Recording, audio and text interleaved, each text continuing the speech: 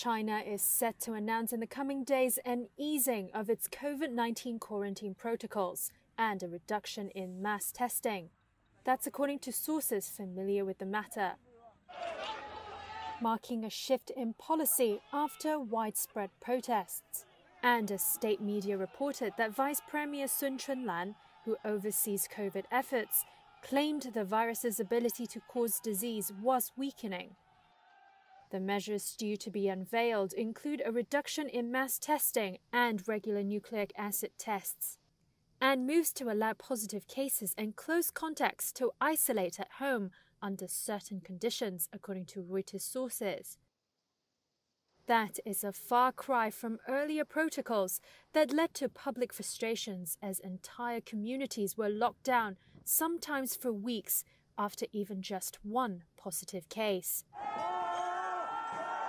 The frustration boiled over last week in demonstrations of public defiance, unprecedented in mainland China since President Xi Jinping took power in 2012, and come as the economy is set to enter a new era of much slower growth than seen in decades.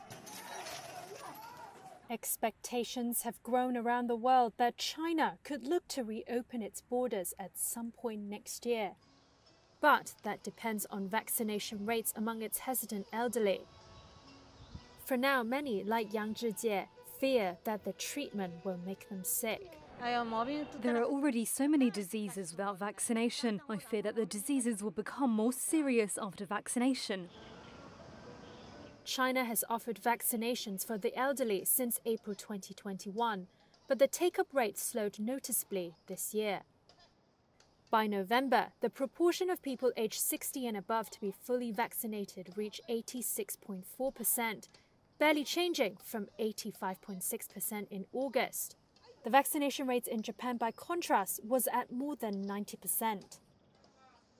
Public health experts say studies show the elderly have also been slow to take up the jab due to health, mobility and access.